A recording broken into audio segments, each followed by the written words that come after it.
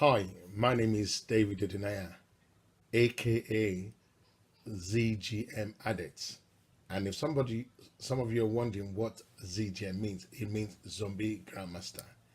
And I want to thank you for joining me in the Crazy House Master class. I'm going to really bring Crazy Chess alive to you in this class. We're going to start from the scratch. I know there's a possibility that some of you have already started playing Crazy Chess, but you've joined this class because you want to get better at Crazy Chess. So I'm really going to be starting from the basics in this class. So for some of you, it's going to be some new things that you're going to be learning. And for some of you, it's going to be things that you already know, but it's just going to be a kind of reinforcement of the information that you already have. So, like I said, you're welcome to the Crazy House Masterclass held by myself, ZGM Adet. I've been able to put some media and some software together to try and see if I can make this class quite interesting. And when we post these videos, if you have questions, always try to ask. So this masterclass is going to be a combination of me sharing my experience with you in Crazy Chess, teaching you the basics, looking at the elements of Crazy House, mating patterns, things like strategies and tactics and stuff like that. So I'm going to try my best to try and take you step by step into it. So one of the things we're going to be looking at this beginning is I'm going to see if I can share with you what Crazy House is. So because that's one of the first questions that people ask, what is Crazy House? So let's look at the definition of Crazy House. So Crazy House is also known as drop chess. Some people call it mad chess, reinforcement chess, turnabout chess, and schizo chess. It's a variant, chess variant similar to Buck House chess. Now, for those of you who've played at Buck House chess, this is a game between four players, two on each team, and one player plays white, the other one plays black. And as they are playing on each board, they can exchange pieces. So pieces that have already been captured on board one can be passed over to the next player on the second board. By the time we talk about Crazy House, you understand what that means. But now the only difference between Buckhouse and Crazy House is that while Buckhouse is played with four players over the board, and Crazy House is normally two players and is online. So it says it effectively incorporates a rule from the game shogi, in which a player can introduce a captured piece back to the chessboard. So, in a nutshell, that is what Crazy House is all about. And like I said, at the moment, I've got I've got my iMac in front of me. I'm recording from my iPhone here, so I'm gonna try and see if I can bring the board alive for you on the screen, and I'm going to kind of give you an introduction to show you how things are done in Crazy House. So if you bear with me 1 minute, what I'm going to do, just need to bring what's on the screen. Okay, let's see if we can get things here.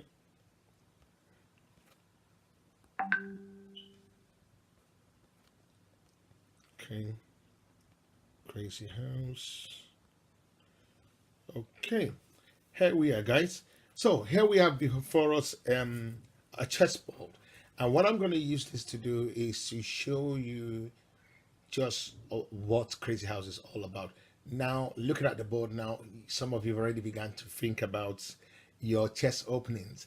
Now, one thing about the difference between Crazy House and standard chess is that the kind of openings you have for standard chess are not the ones you always have for Crazy House, because some of those openings might be very good and tactical or strategical in standard chess, but they can be very dangerous if you play the same kind of moves in the Crazy House.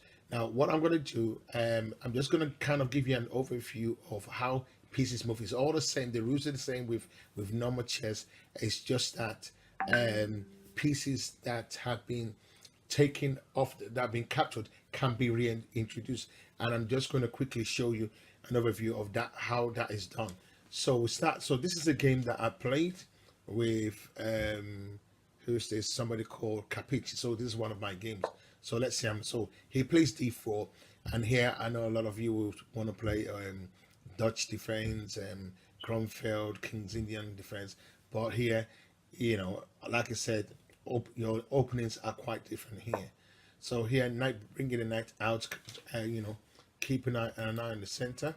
So this is, you know, making sure that I can keep an eye on here, the center here, and also have, you know, being able to control this place. So all these places are being controlled by this knight. Okay, so that's quite important.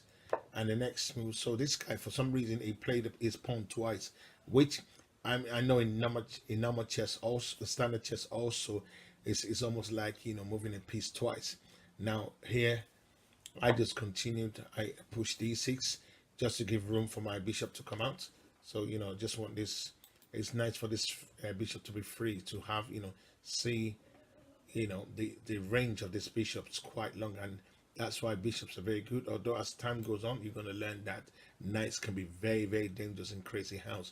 Okay, so my opponent, things are still looking like normal chess. Somebody say, okay, what's the difference now? When I begin to look at the strategies of Crazyhouse, I'm going to be sharing with you things like weak squares. Now, there's quite a lot of things that are called weak squares in Crazyhouse, and normally the squares that can be very weak and dangerous to yourself or your opponent are squares like the city squares in front of the king, especially this f7. Now, the reason why I call this a potential weak square is because it's only protected by the king. Now, look at this square here. It's protected by the knight. So you've got the knight, bishop here, knight and queen and king. So four pieces are actually protecting this square. So that's not really a weak square. So weak. This is another weak square. This can be a weak square. That's one, because all of these squares are protected by only one piece. This also is another weak square. I would have said the same thing could have applied for this pawn on this outside pawn here.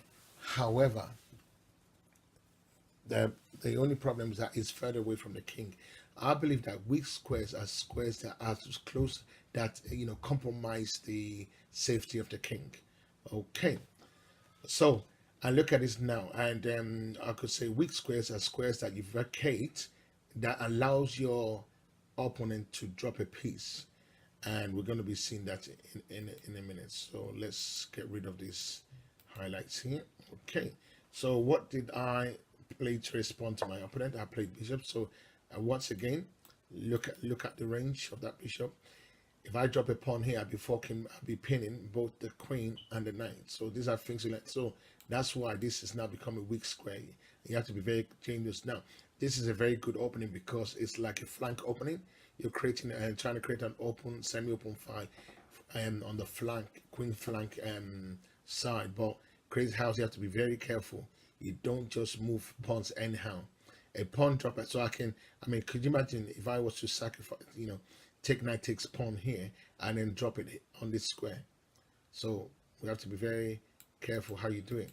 So, okay. Let me try and get, okay. There we are. So I played my bishop there, and then he responded with pawn. So I played.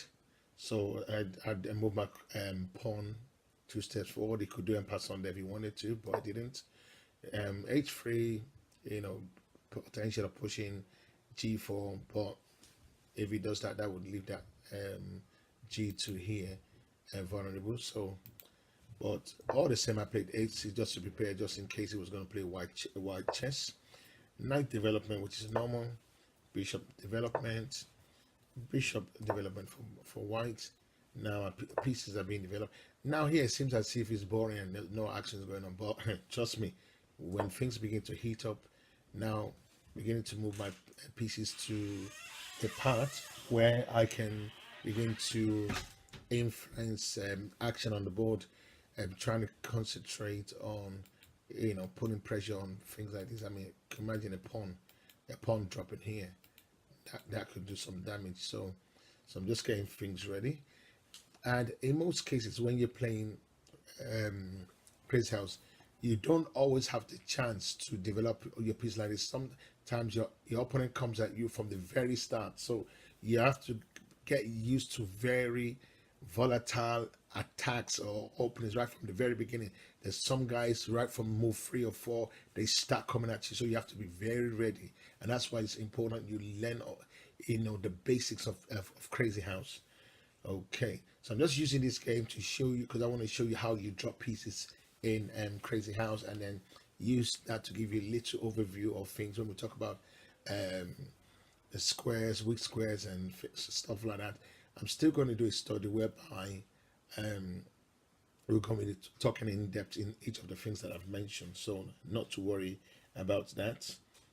Okay, what did I play? So look, this guy, he goes ahead and he plays b4, wanting to kick the knight. But still, like I said, look at all these squares here.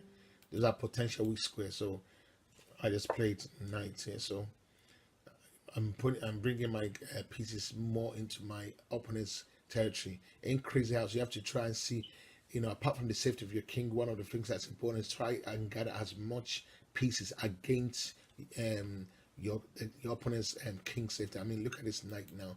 I can, if I want, attack that, attack the squares. See, so range. So it's quite important.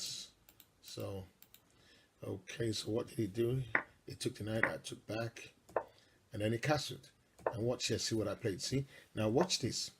See, I took, so in Crazyhouse, you take in, and so I've got a knight here that's been captured. So I've captured, every time you capture a piece from your opponent, that piece is given back to you, but in your color, so that it matches your color. So if you're black, you get a black piece. So if you're black and you capture a white knight, when they give that knight to you, they give you as black. So that's quite important. And now I see a potential, even though my king hasn't castled, I can't see any threat at the moment from white, but I can see I can start the ball rolling with attack if I was to place a knight on this square.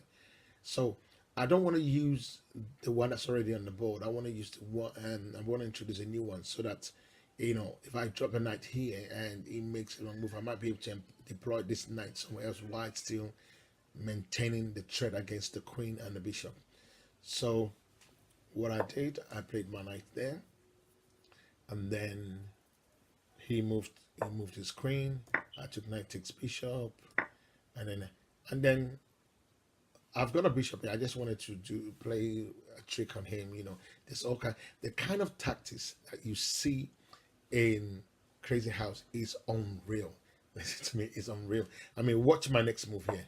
See, I dropped a bishop, not protected, but there's it. There's potential tricks here.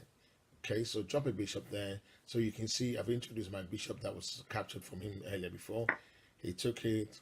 I played knight g3, attacking rook and queen at the same time.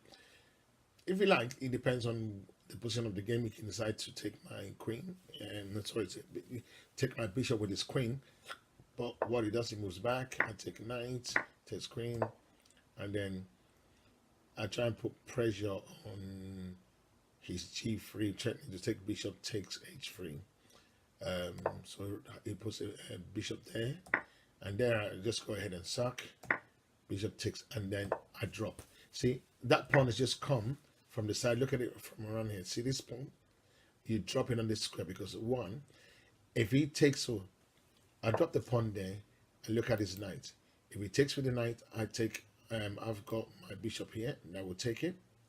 So, and he won't be able to move the bishop because it's pinned. See that line is it's pinned by the rook. So, quite important for you to know that. So, and what did I do? So he dropped the bishop, attacking the rook. I think I must have left it. I took bishop, pawn takes bishop, he took bishop takes knight, rook. You know, some people say, oh, you're giving up a rook for a bishop.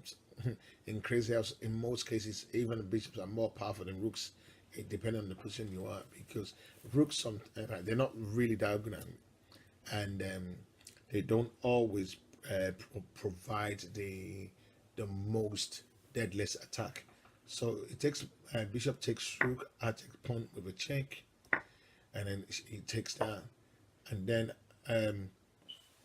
I protect this. The only reason why I protected this is because if I take, if I didn't do that, and I decided to take pawn takes it, he can easily take one of his pieces and drop it there, or he could even drop a knight. I mean, look at that knight attacking my queen.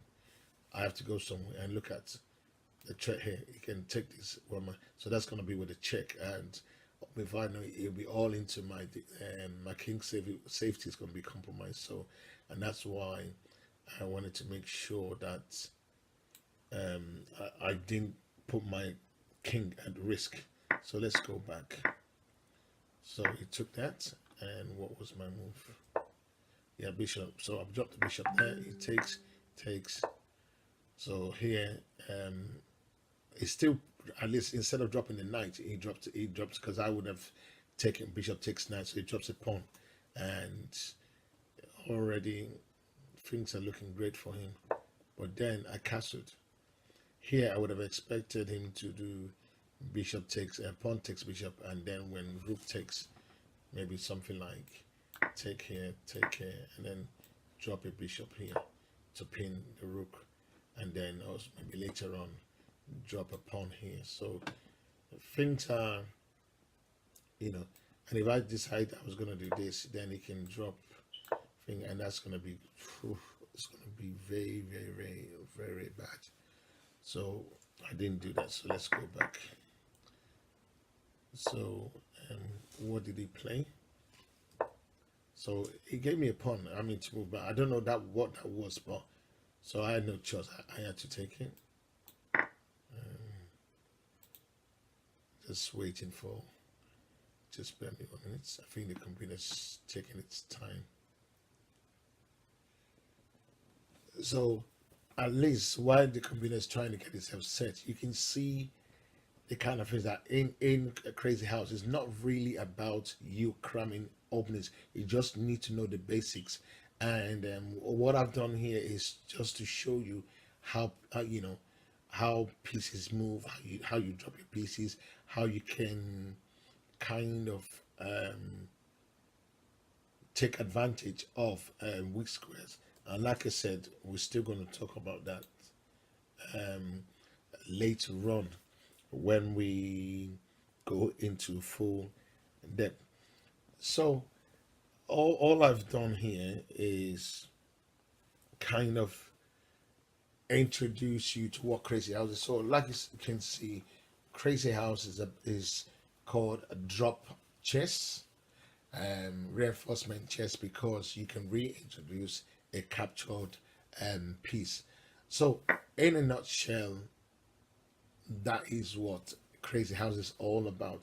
So this is just a overview and an introduction to what Crazy Chess is. And one of the things we're going to be doing is that we're going to be talking about different aspects of Crazyhouse, and I'll be definitely introducing tactics, basic elements, strategies, how you can become a very good chess player. So I'm going to end this class here. This is just a short class, and I hope that very soon you will join me again in Crazyhouse chess master class, and hope to see you again in this class.